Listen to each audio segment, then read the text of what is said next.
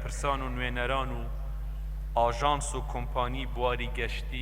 گەشتیاری 27 وڵات لە هەموو کشوەرەکانی دنیاوە بۆ هەولێر بە تایبەتی لە دۆخێکی وەک ئەمڕۆی هەرێمی کوردستان و ناوچەکەدا کە شەڕی داعش کە شەڕی دژی ترۆر و قەیرانی دارایی لە ئارادان و کاریگەری نەریتیان لە هەموو بوارەکانی ژیان کردووە وێڕای ئەوەی کە بۆ کەرتی گەشتیاری ڕووداوێکی گرنگە بۆ هەرێمی کوردستانیش دڵنیایی و پشتیوانی و پەیامێکی بەنرخە. هیوادارین سازکردنی ئەم کۆنفرانسە و بەشداری ئەم ژمارە گەورەیە کۆمپانیا و ئاژانسەکانی گەشتیاری وڵاتان ببێتە هۆی هەڵنانی هەنگاوی گەورەتر بۆ فراوانکردنی کەرتی گەشتیاری لە هەرێمی کوردستان و بۆژانەوەی ئەم کەرتە کە بتوانێت بەشداریەکی کارا لە دابینکردنی داهاتێکی دیکە بۆ هەرێمی کوردستان بکات. هەروەها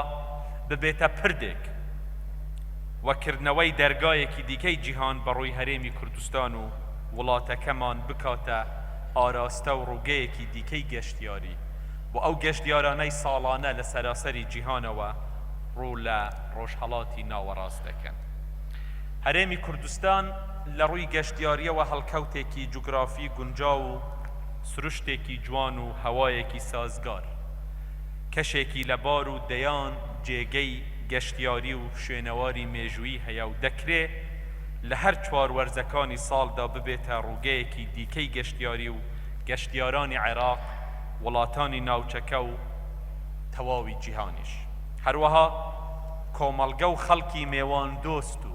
میوان پەروەری کوردستان هاندەرێکی دیکەی گەشتیارین و گەشتیارانی بیانی هەر لە یەکەم ساتی گەیشتنیان بە فڕۆکەخانە و سنوورەکانی کوردستان یەکەم شت کە هەستی پێدەکەن سەرنجیان ڕادەکێشوت و خۆشحاڵیان دەکات دڵگەرمی و ڕۆخۆشی و پێشوازی گەرمی خەڵکی کوردستانە کە ئەمە خەسڵەتێکی سەرەکی ئەم وڵاتە و ئەم خەڵکەیە کە هیوادارم هەر بەو شێوەیە بەردەوام بمێنێتەوە. بەڕێزان، حکوومەتی هەرێمی کوردستان وێڕای کارکردن بۆ بنیادنانی ژێرخانی گەشتیاری، دابینکردنی ئاسایش و ئاسانکاری و هاتنی گەشتیاران کاری کردووە بۆ ئەوەی ڕووی و بەرهێنان و سەرمایەگوزاری و کەرتی تایبەتیش بە شێوەیەکی فراوان ئاراستەی ئەم بوارە گرنگە بکات و لەم بارەوەیە هەموو ئاسانکاریەکی پێشکەش کردووە لەوەتەی کە دەستەی و بەرهێنان لە هەرێمی کوردستان دروست بووە لە ساڵی 2006ەوە تا ئێستا بە بڕی زیاتر لە 6 ملیارد دلار و بەرهێنان لە کەرتی گەشتیاری کراوە. بەڵام وێڕای هەبوونی بنەما سەرەکیەکانی گەشتیاریش لەلایەک لەبەر ئەولەویات و ناچاری حکوومەت بە گرنگیدان بە کەرتە پێویست و لە پێشەکانی دیکەی ژیان لە هەرێمی کوردستان هێشتا وەک ئەوەی ئێمە دەمانەوێت نەتوانراوە ئەم کار لەم کەرتەدا بکرێت. لەلایەکی دیکەشەوە نزیکەی 2 ساڵی ڕابردوو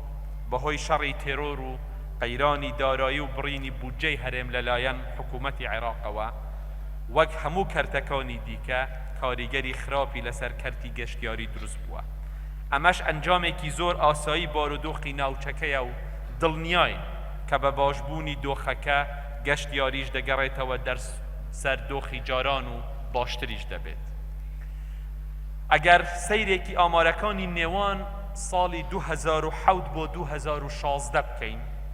دەبینین کە بەرەو پێشچوونێکی گەورە لە بواری گەشتیاری لە هەرێمی کوردستان ڕووی داوە. بۆ نمونە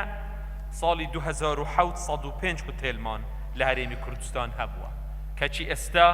ئەو ژمارەیە 620 هۆتێل و ڕێستورانە گەشتیارەکان لە 129ەوە بوون بە 764. هەروەها ژمارەی گەشتیارانی ئەو ساڵانە لە 377,000ەوە بۆ نزیکەی 3 ملیۆن گەشتیار بەرز بۆتەوە کە زۆربەیان لە ناوەڕاست و خواروی عێراق و لە ئێرانەوە هاتوون. ئەوانەی دیکەش گەشتیارانی وڵاتانی ناوچە و جیهان بوون. حکوومەتی هەرێمی کوردستان پلانی فراوانی هەیە بۆ پێشخستنی کەرتی گەشتیاری هەیە و بەو ئامانجە کار دەکات کە ئەم کەرتە لەگەڵ هەردوو کەرتی کشت و کاڵ و پێشەسازی لە جیاتی کەرتی نەوت و غازی سروشتی ببنە سەرچاوەی سەرەکی داهات و دامەزراندنی ژێرخانی ئەو کەرتانە. ئیتر هەرێمی کوردستان بۆ دابینکردنی داهاتی کەمترین پشتبەستنی بە کەرتی نەوت و غازی سروشتی هەبێت. بەڕێزان، پێشخستنی گەشتیاری هەر بە تەنها دروستکردنی هوتێل و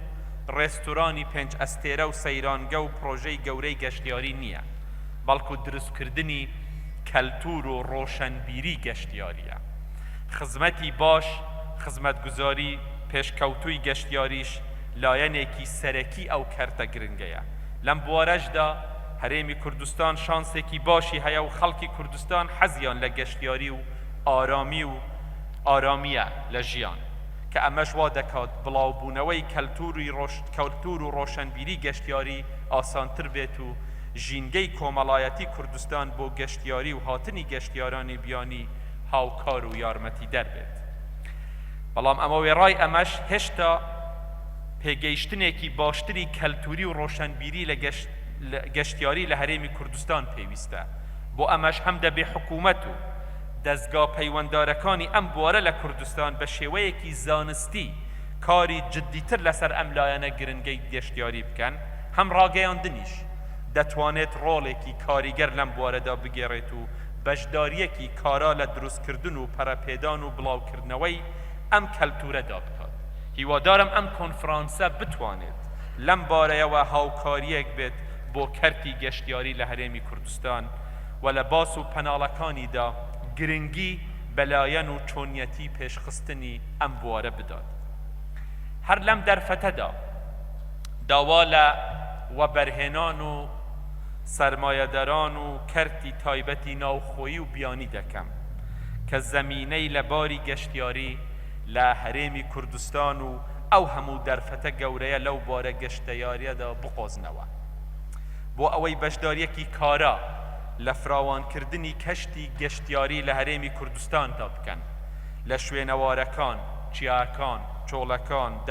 دەشت و دەر، چەم و ڕووبارەکانی کوردستان سوود ببینن کە هەموو وەرزەکانی ساڵ بۆ گەشتیاری گونجاون و کار و پرۆژەی گەشتیاری لێ ئەنجام بدەن.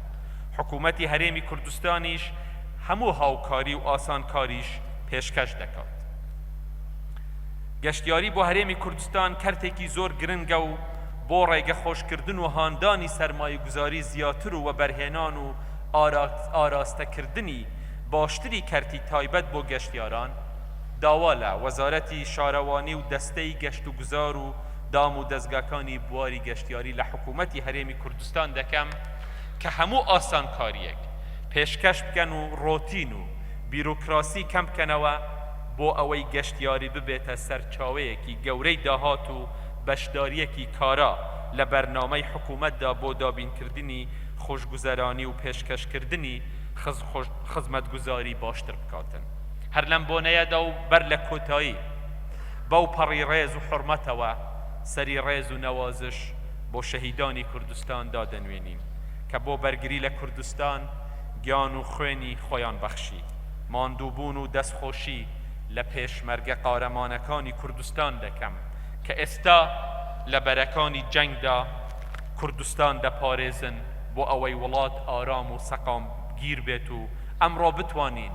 لە گەشێکی ئارام و سەقام گیردا بۆ ئاوەدانکردنەوە و پێشخستنی کوردستان باس بکەین. لە سایەی خۆڕاگری و قارەمانەتی ئەواندا